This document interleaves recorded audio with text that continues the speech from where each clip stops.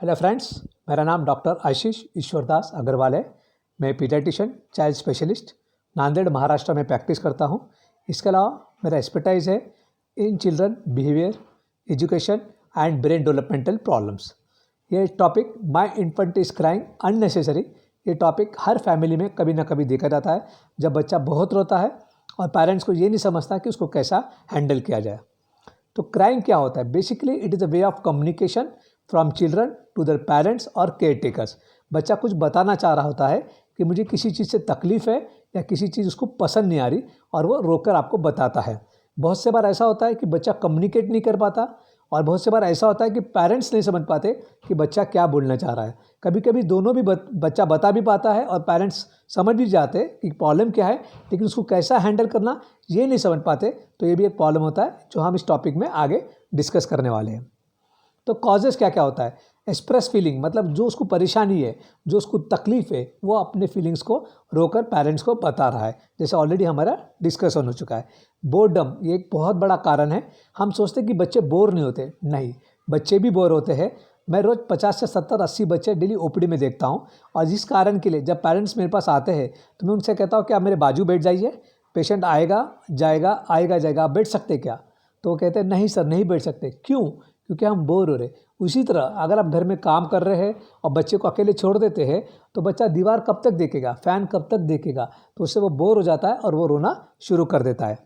इसके अलावा dirty diaper, जब उसके डायपर या लंगोट गिल्ली हो जाती है तो एक बहुत बड़ा कारण होता है। पर्टिकुलरली जब छोटे बच्चे होते हैं, इन्फेंट्स, पहले 3-4-6 महीने में ज़्यादा देखा जाता है, लेकिन जैसे जैसे बच्चे बड़े होते हैं प्रॉब्लम कम देखा जाता है। लेकिन अगर आप कमर्शियल डायपर वापर रहे हैं और बहुत सारे पेरेंट्स कमर्शियल डायपर वापरने के बाद उसको बदलना भूल जाते, तो डायपर जब बहुत भर जाता है तो बच्चा वो रोना शुरू करता है। इसके अलावा भूख भी एक कारण है। वापस से ये प्रॉब्लम छोटे बच्चों में अर्ली फेज ऑफ इन्फेंसी में देखा जाता है, लेकिन जैसे बच्चे बड़े होते हैं ये प्रॉब्लम कम देखा जाता है। लेकिन कभी कभी बहुत बार ऐसा होता है कि बच्चा माँ का दूध पीने के बाद या कुछ खाने के बाद फिर से उसको जल्दी भूख लगती है और वो रोना शुरू कर देता है, और पेरेंट्स को ऐसा लगता है कि हमने अब भी उससे खिलाया है तो उसको वो कारण नहीं होगा, लेकिन वो एक कारण हो सकता है। इसके अलावा बच्चे बहुत जल्दी इस उम्र में थक जाते, पर्टिकुलरली नई जगह पे, या आप कोई ट्रेन में जा रहे, बस में जा रहे, या कार में जा रहे, या कोई फंक्शन में जाते, तो बच्चे नई जगह से, नई प्लेस से जल्दी थक जाते हैं। तो स्टार्टिंग में बच्चे इरिटेबल होते हैं और माँ को इशारा करते हैं कि आप इस जगह से निकलो। जैसे मेरे कैबिन में आने के आती इस उम्र के बच्चे रोते हैं कि पहले कैबिन के बाहर जाओ, उसी तरह वहाँ से इशारा करते और फिर बाद में रोना शुरू करते।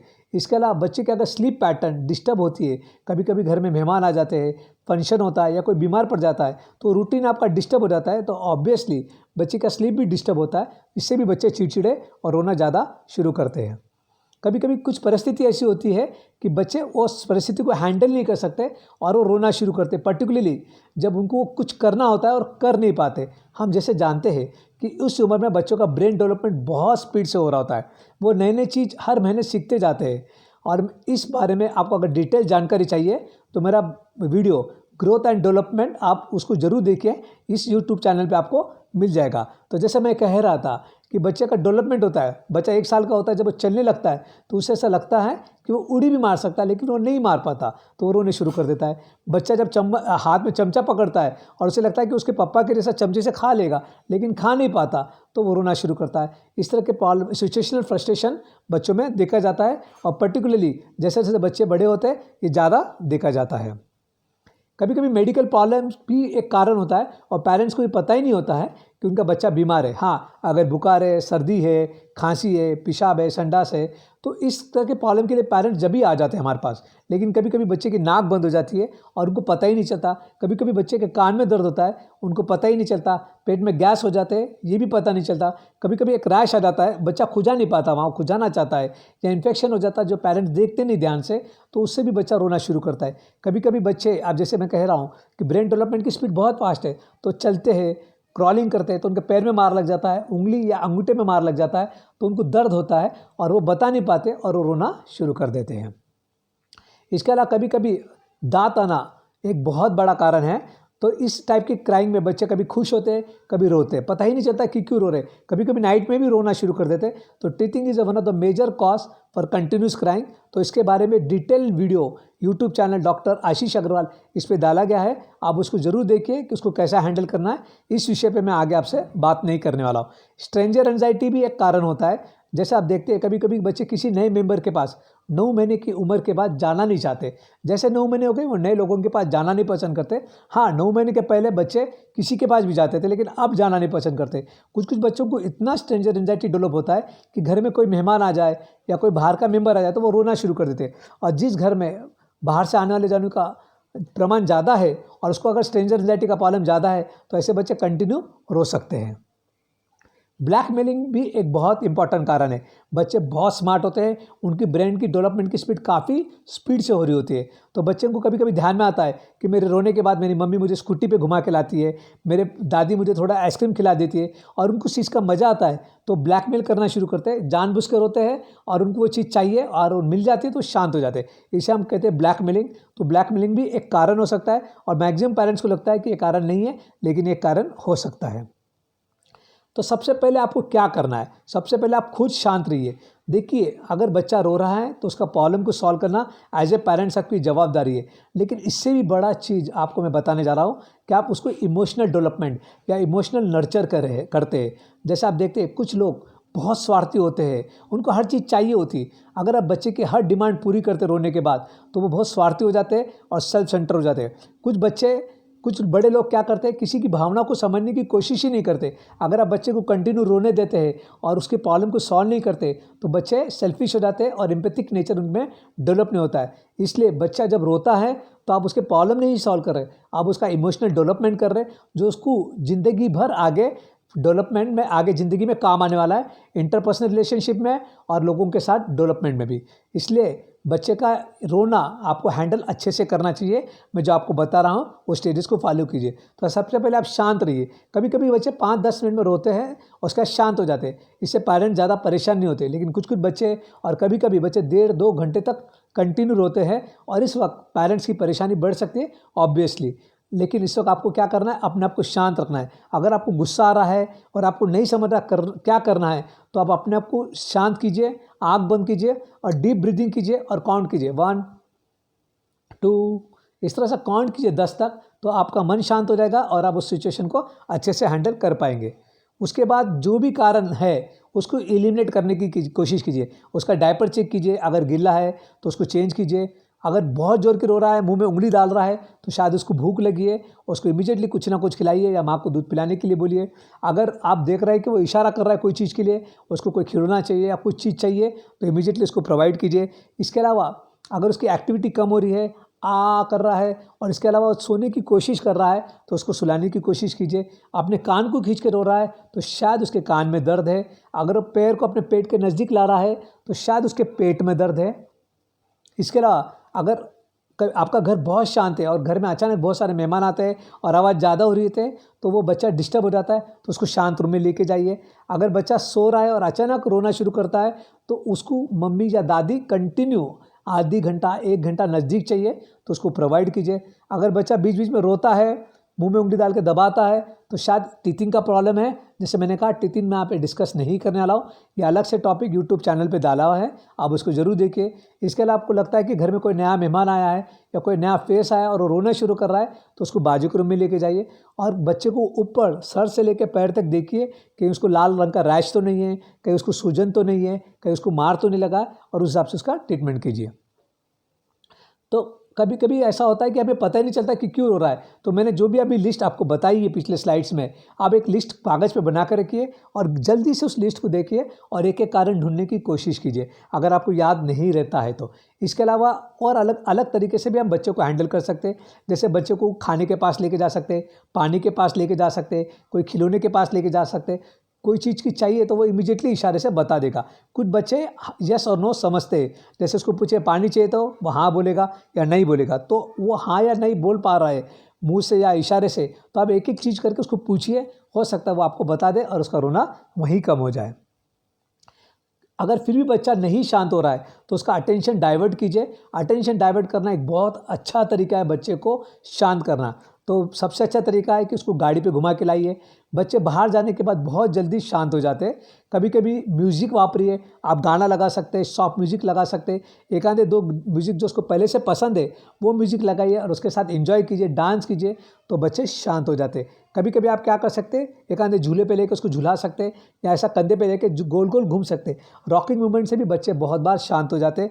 और कभी कभी पेसिफायर भी वापर सकते हैं, जैसे आप मुंह में कुछ दे सकते हैं। इस चीज़ के लिए मैं अगेंस्ट हूँ एज ए पीडियाट्रिशियन, लेकिन आपको लगता है कि प्रॉब्लम नहीं सॉल्व हो रहा तो आप दे सकते हैं। लेकिन मैं यहाँ एक बात बताने की कोशिश करूँगा कि डाइवर्ट द अटेंशन में मैंने जो 4 तरीके आपको बताया है उसको अदल बदल करके वापरिए। अगर आप एक ही तरीका वापरते तो बच्चा वो चाहेगा और ब्लैकमेल करना शुरू कर सकता है।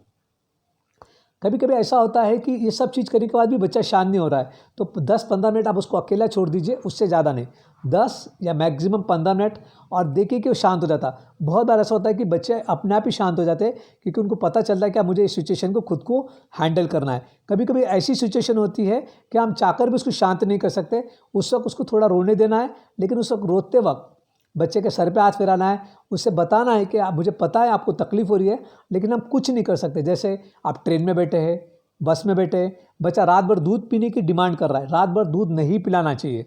रात में 1 या मैक्सिमम 2 बार आपको दूध पिलाना है, और 1 साल बाद तो आपने रात को दूध पिलाना बंद कर सकते हैं। एटलीस्ट 15 महीने बाद आप रात का दूध टोटली बंद करना चाहिए। कभी कभी बच्चा नहाना नहीं चाहता लेकिन बहुत गंदा है, कपड़े बदलना नहीं चाहता लेकिन बदलना है, तो ऐसी सिचुएशन में एक आप घर में बेबी गेट लगाए ताकि बच्चा घर के बाहर ना जाए। तो ऐसे सिचुएशन में बच्चा उस चीज़ को देख के रोता है तो वो रोने दीजिए और उसे एम्पैथाइज़ कीजिए। हाँ, हमें पता है तुझे पसंद नहीं आ रहा लेकिन ये ज़रूरी है। तो इससे बच्चे 2 चीज़ सीखते हैं कि दूसरे की प्रॉब्लम को समझते हैं हम, लेकिन सिचुएशन ऐसी है कि हम उसको कुछ नहीं कर सकते, तो उसको एक्सेप्ट करके अपने आप के स्वभाव में चेंजेस लाने की आदत डालते हैं।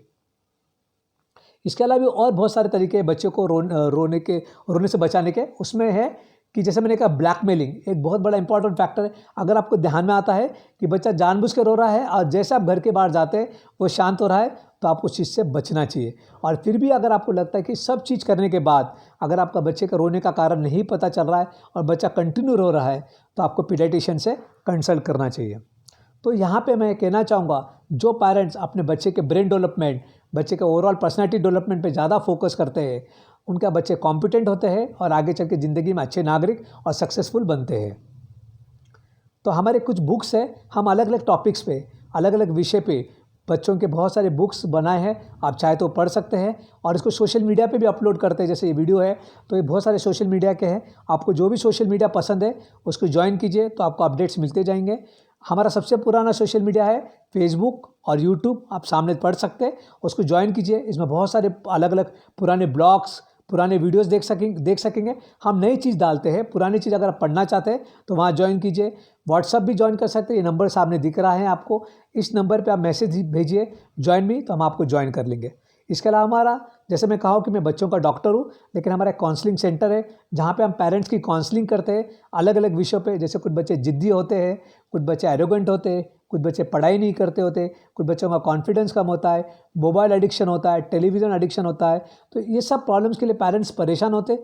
हमारे जो सोशल मीडिया है उससे आप फ़ायदा उठाइए। अगर आपको लगता है फिर भी प्रॉब्लम नहीं सॉल्व हो रहे, तो आप हमारे से काउंसलिंग करा सकते हैं। इसके अलावा हम पेरेंट्स और टीनेजर्स दोनों की भी काउंसलिंग करते हैं, या टीनेजर्स चाहता है कि उसकी अकेले की काउंसलिंग करें तो हम करते हैं। जैसे बच्चों के मार्क्स कम आ रहे, उनका कंसंट्रेशन नहीं हो पा रहा पढ़ाई में, एग्ज़ाम में सिली मिस्टेक है, एग्ज़ाम फियर या एग्ज़ाम एंजाइटी के प्रॉब्लम है, सेल्फ कॉन्फिडेंस का प्रॉब्लम है।